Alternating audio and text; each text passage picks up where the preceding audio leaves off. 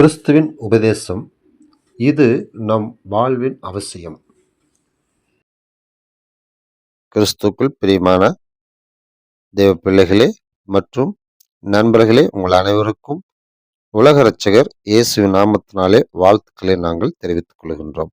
இந்த நாளிலே நாம் கற்றுக்கொள்ளும் சத்தியம், தேவனுடைய சித்தத்தை செய்ய நாம் எப்படி நடந்து கொள்ள வேண்டும் என்று கேட்டாலும் சரி, தேவனுடைய சித்தத்தின்படி நாம் நம்முடைய குடும்பத்தை பாதுகாத்துக் கொள்வதற்கு எப்படி நடந்து கொள்ள வேண்டும், இந்த ரெண்டுமே பொறுத்து. ஏன்னா தேவனுடைய திட்டமே உலகத்தை உண்டாக்க வேண்டும், அந்த உலகத்தில் மனுஷனை உண்டாக்க வேண்டும், அந்த குடும்பம் ரட்சிக்கப்பட வேண்டும், தேவபக்தி உள்ள பிள்ளைகளாக தொடர்ந்து பிறந்து வாழ வேண்டும்.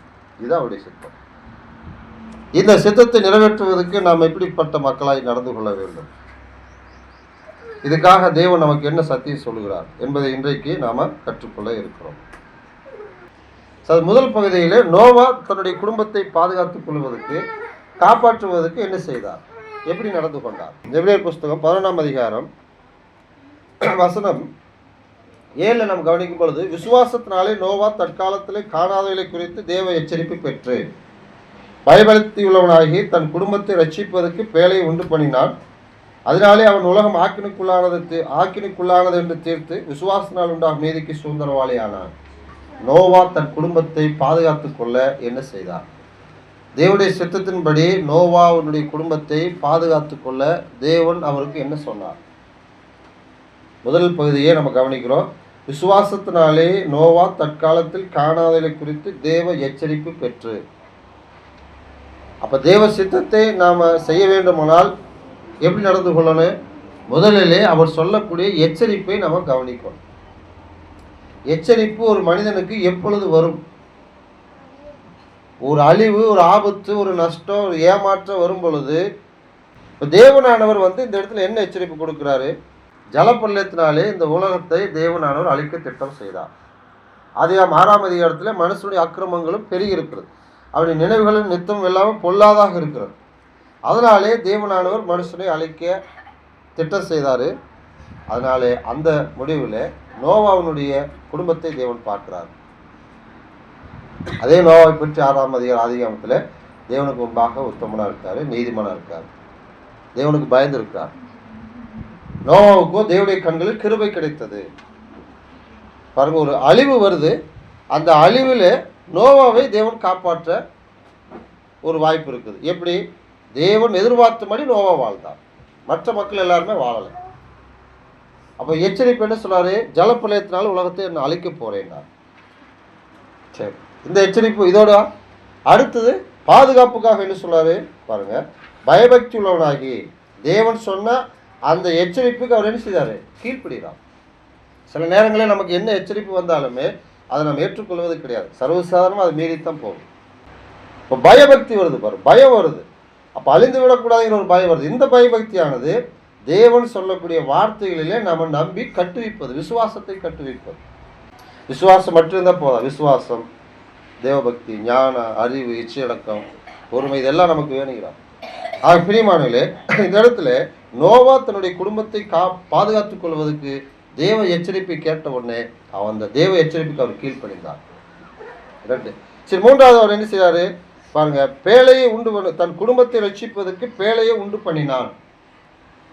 அப்போ 3 விஷயங்களை செய்கிறாரு. 3வதாக தன்னுடைய குடும்பத்தை பாதுகாத்துக் கொள்வதற்கு பேழையை உண்டு பண்ணுகிறான். அந்த பேழையை உண்டு பண்ணக்கூடிய அந்த ஞானம் நோவாவுக்கே வரலை, நோவாவுக்கு அது தோணலை, தேவன் அதை சொன்னார். அப்போ நாம் நம்முடைய குடும்பத்தை பாதுகாத்துக் கொள்வதற்கு அல்லது தேவனுடைய சித்தத்தை நிறைவேற்றுவதற்கு நாம் என்ன செய்ய வேண்டியிருக்குது? தேவன் சொல்லக்கூடிய அந்த எச்சரிப்பை கவனிக்கணும், அதை நாம் ஏற்றுக்கொள்ளணும். 2வது, அந்த தேவனானவருக்கு நம்ம பயந்து வாழணும். அவர் சொல்லக்கூடிய விசுவாசத்துக்கான சத்தியங்களை நாம் ஏற்றுக்கொண்டு நடக்கணும். 3வது, நாம் செய்ய வேண்டிய வேலை என்ன செய்ய சொல்கிறாரோ அதை நாம் செய்யணும். இந்த இடத்துக்கு போங்க அப்படிங்கிறாரு, போகணும். இந்த இடத்துக்கு போகாதீங்கிறாரு. சபையாக கூடி வர வேணுங்கிறாரு, கூடி வரணும். அறிவை தரக்கூடிய வார்த்தைகளை விட்டு விலகச் செய்யக்கூடிய வார்த்தைகள் எதுவாக இருந்தாலும் அதை கேளாதீங்கிறாரு, நான் கேட்க மாட்டேன். வசனத்தை கேட்கறதுக்கு தீவிரமாக இருக்கிறாரு, வசனத்தை கேட்கறது தீவிரமாக இருப்பார். எதை நம்ம செய்யணுமோ அதை செய்யணும், எதை செய்யக்கூடாதுன்னு சொல்கிறாரோ அதை நம்ம விட்டு விட வேண்டும். இதையெல்லாம் செய்யும் பொழுதுதான் தேவனுடைய விருப்பப்படி நாம் நம்மளையும் நம்முடைய குடும்பத்தை தேவ சித்தத்தையும் நிறைவேற்ற முடிகிறார். நோவா அதை செய்தார். அதனாலே அவர் என்ன செய்தார்? தன்னுடைய குடும்பத்தை பாதுகாத்து கொண்டார். அவராக அதை செய்யலை, தேவன் அதை செய்ய வைத்தார். இந்த வார்த்தைகள் எல்லாம் தேவன் நான் சொன்ன வார்த்தைகள் எல்லாம் நோவா எப்படி செய்தார்? நம்ம நினைக்கலாம் 3 வேலைங்கிறதே யோசிக்கிறோம். 3 வேலை மட்டுமல்ல, அதுக்குள்ளே அதிகமாக அடங்கி இருக்குது. ஆதியாகமம் புஸ்தகம் 6ஆம் அதிகாரத்தில் அவர் என்னென்ன செய்தாருங்கிறதுல சுருக்கமாக பார்த்தது அந்த எபிரேயர் 11:7 ஆனால் அதை தொடர்ந்து அந்த பேழையினுடைய அளவு, அந்த பேழை கட்டுவதற்கான முறை, அந்த பேழைக்குள்ளாக எதையெல்லாம் சேர்த்து கொள்ள வேண்டும், இவை எல்லாவற்றையுமே அவர் செய்து முடித்தார். ஆதியாகமம் புஸ்தகம் 6ஆம் அதிகாரம் வசனம் 22 நோவா அப்படியே செய்தான், தேவன் தனக்கு கட்டளையிட்டபடியெல்லாம் அவன் செய்து முடித்தான். தேவன் சொன்னதை செய்து முடித்தான். நாம் தேவன் சொன்னதை கேட்கிறோம், கேட்கின்ற எல்லாவற்றையும் செய்கிறோம் அப்படின்னா சில விஷயங்களை தவிர்த்து விடுகிறோம், சிலதை விட்டுறோம். ஆனால் தேவனுடைய கட்டளைக்கு நோவா அப்படியே செய்தான். ஏன் அப்படியே செய்தான்னு சொல்கிறாரு? அவர் என்னென்ன பட்டியலிட்டாருங்கிறத நீங்கள் கவனிச்சிங்கன்னா, அந்த 14ஆம் வசனத்தில் கொப்பேர் மரத்தால் உனக்கு ஒரு பேழை உண்டாக்குனார். அந்த பேழை உண்டாக்குவதற்கான முறை, அளவு, நீளம், உயரம், கதவு, ஜன்னல் இதெல்லாம் ஒரே நாளில் செய்து முடிக்க முடியல. குறைஞ்சது அவங்க எத்தனை பேர்? 8 பேர். ஆனால் அந்த ஆத்துமாக்களை தேவன் காப்பாற்றக்கூடிய விஷயத்தில் எவ்வளோ பெரிய ஒரு தியாகம் உள்ளவராக இருக்கார். பசங்க 3 பேர், இவரோடு சேர்த்து 4 பேர், மொத்தம் 4 ஆண்கள் அந்த பேழை உண்டு பண்ண முடியுமா? அப்படியே மனைவிமார்கள் பாருங்க, ஏற்குறைய 8 பேர். அவங்க எவ்வளோ வேலை செஞ்சாங்க நமக்கு அது தெரியல. ஆனால் எப்படி இருந்தாலும் தேவனுடைய கட்டளை எல்லாத்தையும் அந்த நோவா அப்படியே செய்து முடித்தான். அப்போ பாருங்க, சில விஷயங்களை நாம் தவிர்க்கிறோம், சில விஷயங்களை ஏற்றுக்கொள்ள நமக்கு ஒவ்வொருத்தருக்கும் ஒவ்வொரு விதமாக இருக்கும். ஆனால் இங்கே தேவன் சொன்னபடி எல்லாவற்றையுமே அந்த நோவா அப்படியே செய்தான். ஏன் செய்தார்? அவர் தேவனுக்கு கீழ்ப்படிந்தார், தேவனுக்கு விசுவாசம் உள்ளவராக வாழ்ந்தார். அதனால நாம் நம்மளை காப்பாற்ற முடியும், அதனால நம்முடைய குடும்பத்தை காப்பாற்ற முடியும். பாருங்க, இந்த ஒரு இறுதி நமக்கு வேணும். அப்போது தேவனுடைய சித்தத்தை செய்கிற விஷயத்தில் நாம் எப்படி நடந்து கொள்ள வேண்டும்? நோவாவை போல நம்ம நடந்து கொள்ளணும். சரின்னு நம்முடைய குடும்பத்தை பாதுகாத்துக் கொள்வதற்கு நாம் என்ன செய்யணுங்கிறது சில வசனங்கள் நாம் படிப்போம். அப்போஸ்தலர் புஸ்தகம் 17ஆம் அதிகாரம் வசனம் 10-11 படிப்போம். உடனே படி. ராத்திரி காலத்திலே பவுலையும் சீலாவையும் பெரிய பட்டணத்துக்கு அனுப்பிவிட்டார்கள். அவர்கள் அங்கே சேர்ந்து யூதருடைய ஜெபாலயத்துக்கு போனார்கள். அந்த பட்டணத்தார் மனோவாஞ்சியை வசனத்தை ஏற்றுக்கொண்டு காரியங்கள் இப்படி இருக்கிறதா என்று தினந்தோறும் வேத வாக்கியங்களை ஆராய்ந்து பார்த்ததினால் தெசலோனிக்கேயில் உள்ளவர்கள் பார்க்கிலும் நற்குணசாலிகளாக இருந்தார்கள். அப்ப இந்த வசனத்துல அந்த பட்டணத்தார், பெரோய பட்டணத்தார் பாருங்க, ஒரு பட்டணத்தில் இருக்கிற மக்கள் தேவ வார்த்தையை தினந்தோறும் ஆராய்ந்து பார்க்கிறாங்க. தேவ சித்தத்தின்படி நம்முடைய குடும்பத்தை பாதுகாத்துக்கொள்ள நம்ம என்ன செய்யணும்? தேவனுடைய வார்த்தைகளை ஆராய்ந்து நம்ம பார்க்கணும், வேத வாக்கியங்களை ஆராய்ந்து பார்க்கணும், அவைகளை தினந்தோறும் நம்ம ஆராய்ந்து பார்க்கணும். வேத வாக்கியங்களை தினந்தோறும் ஆராய்ந்து பார்ப்பதனால எப்படி நம்முடைய குடும்பத்தை நம்ம பாதுகாத்துக் கொள்ளலாம்? இப்போ ஆராய்ந்து பார்க்கிறோம். ஆராய்ந்து பார்க்கும்போது நமக்கு என்ன தெரியுது? 119 சங்கீதம் 97 101 வரைக்கும் நம்ம படிப்போம். உமது வேதத்தில் நான் எவ்வளவு பிரியமா இருக்கிறேன், நாள் முழுவதும் அது என் தியானம். நீர் உம்முடைய கற்பனைகளை கொண்டு என்னை என் சத்துருக்களிலும் அதிக ஞானம் உள்ளவனாக்குகிறேன். அவைகள் என்றைக்கும் என்னுடனே இருக்கிறது. உம்முடைய சாட்சிகள் என் தியானமாக இருக்கிறபடியால் எனக்கு போதித்தவர்கள் எல்லாரிலும் அறிவுள்ளவனாக இருக்கிறேன். உம்முடைய கட்டளைகளை நான் கை கொண்டு இருக்கிறபடியினால் முதியோரை பாடிகளும் ஞானமுள்ளவனாக இருக்கிறேன். உம்முடைய வசனத்தை நான் காத்து நடக்கும்படிக்கு சகல பொல்லாத வழிகளுக்கும் என் கால்களை விளக்குகிறேன். இப்போ வேத வாக்கியங்களை பெரிய பட்டணத்தார் தினந்தோறும் ஆராய்ந்து பார்த்ததுனாலே நல்ல குணசாலிகளானார்கள். இப்போ அதே குணத்தை, அதே இருதயத்தை அதே நிலையில் நாம் வைத்து வசனங்களை வாசிக்கிறோம், வேதத்தை படிக்கிறோம். இப்போ என்ன ஆகுது? தாவீது செய்தார், நாள் முழுவதும் தியானிக்கிறார். அதனாலே ஞானம் வரும். ஞானம் என்ன செய்ய? நல்லது கெட்டது எதுன்னு கண்டுபிடிச்சோம். நம்மளை சுற்றிலே சத்துருக்கள் யாரு தெரியாது, கொஞ்சம் ஞானம் உள்ளவங்களா இருந்தால் கண்டுபிடிச்சிடலாம். நம்மளிடத்துல பேசுகிற மக்கள் நல்ல விஷயங்களை தான் நமக்கு பேசுகிறாங்களா, நல்லதை தான் நம்ம கற்றுக் கொடுக்குறாங்களான்னு ஞானம் இல்லை, கண்டுபிடிக்க தெரியாது. ஏவாள் இடத்துல சர்ப்பம் பேசும் பொழுது ஏவாளுக்கு அங்கே ஞானம் இருந்ததா? அந்த கனியை பறித்து நீங்கள் புசித்தீங்கன்னா நீங்கள் சாக மாட்டீங்க, தேவர்களை போல இருப்பீர்கள் என்று தந்திரமான வார்த்தை, பிசாசுடைய வார்த்தை. ஏவாள் அந்த வார்த்தை கேட்ட உடனே கீழ்ப்பணிச்சிட்டாங்க. ஞானம் இருந்தால் என்ன செஞ்சிருப்பாங்க? கவனமாக இருந்திருப்பாங்க. தேவன் சொன்னது என்ன? கனியை புசிக்கக்கூடாது, பார்க்கக்கூடாது, தொடக்கூடாதுன்னு சொன்னார். இந்த இடத்துல மறுபடியும் வந்து இதை தொடலாம், நீங்கள் புசிக்கலாம், இது எப்படி தேவன் இப்படி மாற்றி சொல்லுவாரா? அப்போ ஞானம் இருந்துன்னு என்ன செஞ்சுருப்பாங்க? வசனம் சொல்லி பாருங்க, அதிக ஞானம் உள்ளவனாக்கினீர், அந்த ஞானமானது சத்துருக்களிலும் அதிக ஞானம் உள்ளவனாக்கினீர். அடுத்தது பார்த்தீங்கன்னா வசனம் 99, எனக்கு போதித்த எல்லா மக்களை காட்டிலும் அறிவுள்ளவனாக இருக்கிறேன். அறிவுள்ளவங்க சில விஷயங்களை சொன்ன ஒன்று புரிஞ்சுக்குவாங்க. அடுத்து 100ஆம் வசனத்தில், நான் உம்முடைய கட்டளை கை கொண்டிருக்கிறபடியால் முதியோரை பார்க்கல ஞானம் உள்ளவனும். முதியோருக்கு கொஞ்சம் அனுபவம் அதிகம். நம்ம எதாவது பேச ஆரம்பிக்கும், இதெல்லாம் எங்களுக்கு தெரியுங்க, இது உங்களுக்கு இப்போ தான், எனக்கெல்லாம் எப்போவே தெரியும், நான் அதெல்லாம் பார்த்துட்டு வந்துட்டேன்னு சொல்லுவாங்க.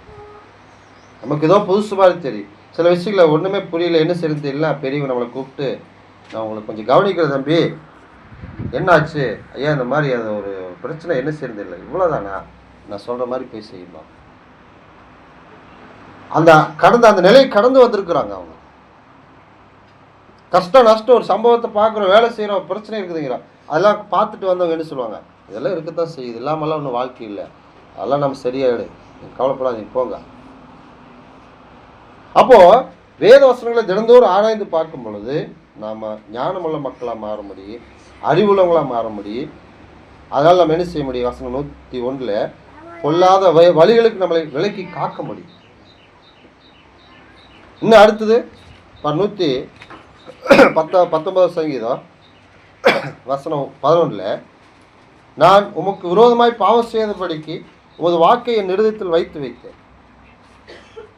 பாருங்க, இங்கே வசனத்தை தாவீது படிக்கிறாரு, ஞானமுள்ளவராக இருக்காரு, சத்துருக்கள் வரக்கூடிய ஆபத்திலிருந்து காத்துக்கொள்றாரு, பொல்லாத வழிகளுக்கு பொய்களுக்கு விலக்கி காத்துக்கொள்றாரு, பாவமே செய்யலை. இப்போ அவர் தேவனுடைய பார்வையில் எப்படிப்பட்டவர்? ரொம்ப பிரியமானவர். இப்போ அவருடைய மனைவி அதை செய்கிறாங்க, அவங்க எப்படிப்பட்டவங்க? தேவனுக்கு பிரியமானவங்க. இப்போ அவங்க பிள்ளைகள் அதை செய்கிறாங்க, எப்படி இருப்பாங்க? தேவனுக்கு பிரியமானவங்க.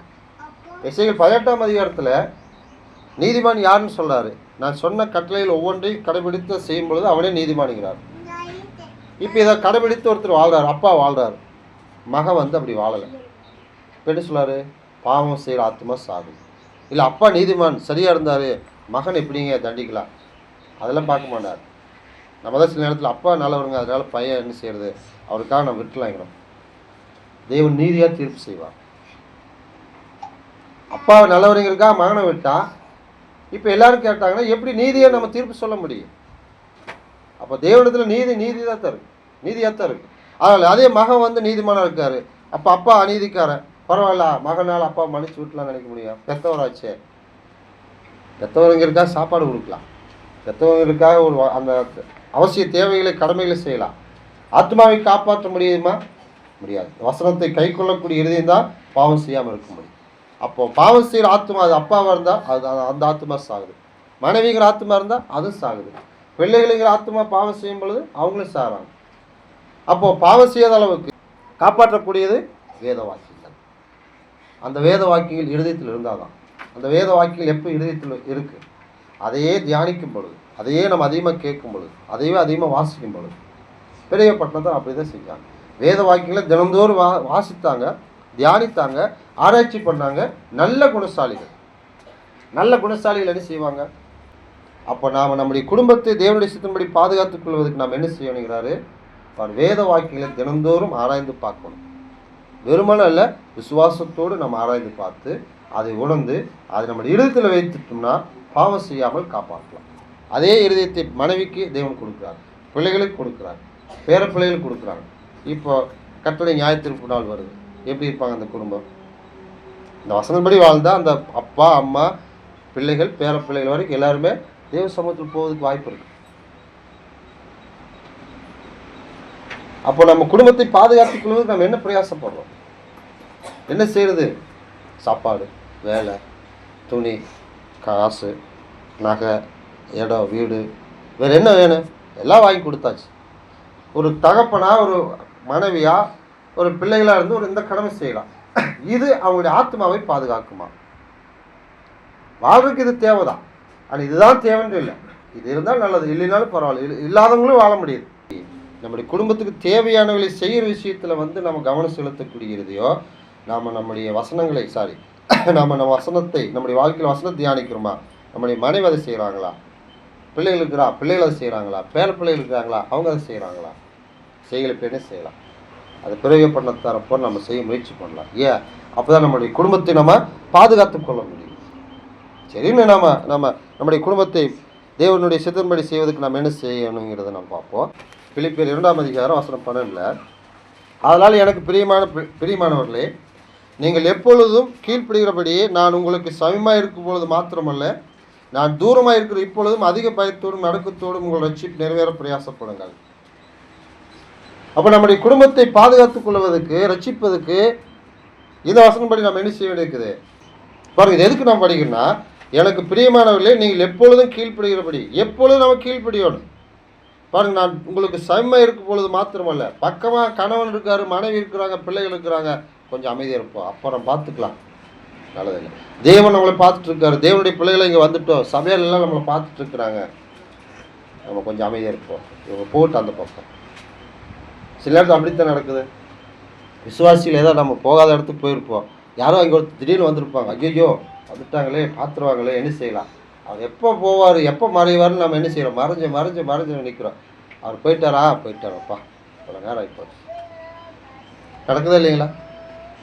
இயல்பாகவே நமக்கு வருது.